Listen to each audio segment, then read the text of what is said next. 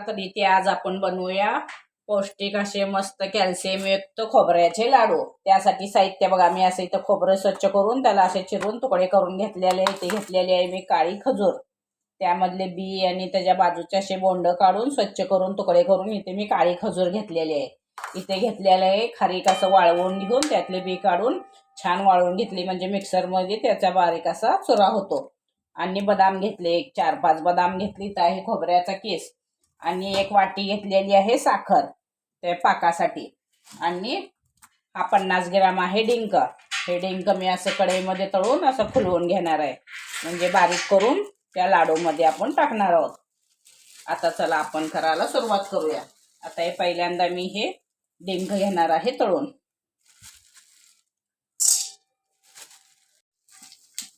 बघा हा डिंक थोडा थोडा टाकला ना कसा असं फुलून त्याच्या लाह्या होतात बघा। हे बघा अशा छान मस्त असं छान फुलू देऊन त्याच्या म्हणजे दाताला चिटकत नाही अजिबात, नाहीतर थोडासा कच्चा राहिला ना मग दाताला चिटकतो। त्याच्यामुळे त्याच्या छान असं तुपात तळून लाह्या करून घ्यायच्या। हे बघा अशा लाह्या झालेल्या।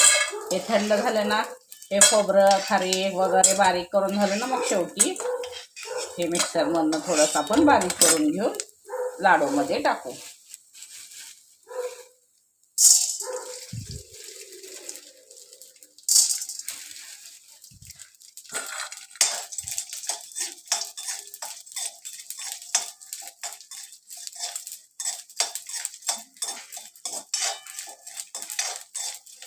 बघा झालं आपला डिंक हे करून। आता आपण ह्यातच थोडंसं साखरेचा पाक करून घ्यायचा ह्याच कढयामध्ये तुपाच्या, म्हणजे कसं तूप पण शिल्लक राहिलेलं जातं ते पाण्यामध्ये आणि पाकही आपला चांगला होतो।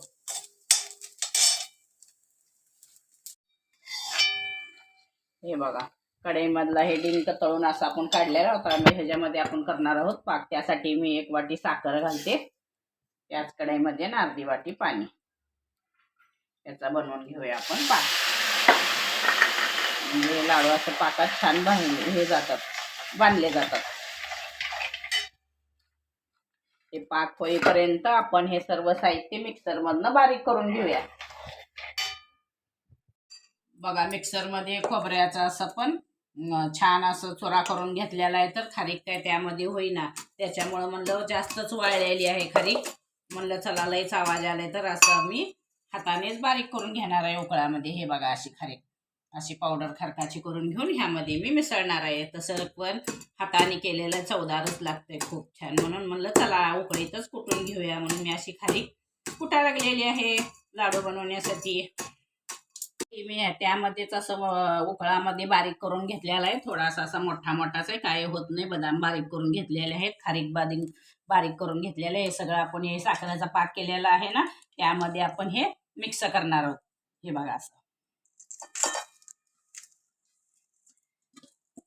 1 वाटी साखर आणि अर्धी वाटी पाणी घालून त्याचा असं आपण पाक थोडासा घट्टसर असा लाडूसाठी पाक कसा असतो तसा बनवून घेतलेला आहे। त्यामध्ये हे आपण मिक्स करून घेऊया। जास्त पण गरम नाही जास्त पण गार नाही, कोमट असा पाक आहे। हे बघा ह्याच्यामध्ये असे बी काढून घेतलेले खजुरी मी मिसळून घेतलेले आहेत तुकडे करून करून। आता ह्याचे आपण बांधून घेऊयात लाडू। सगळं साखरेच्या पाकात एक झाले मिश्रण, छान मिश्रण असं साखरेच्या पाकात एकजीव करून घेतलं ना, आपण ह्याचे आता लाडू वळून घेऊया। हे बघा मस्त असे पौष्टिक खोबऱ्याचे लाडू छान असे बांधता येतात बघा। मस्त असं घामामुळे उष्णतेमुळे कॅल्शियम कमी झालेले असतात, छान असे कॅल्शियम युक्त असे खोबऱ्याचे आणि खारकाचे लाडू बघा। बघा अर्धा किलो खोबऱ्याचे आणि खारकाचे असे पाकातले लाडू पौष्टिक असे कसे झाले ते कमेंट करून सांगा, आणि चॅनलला सबस्क्राईब करा।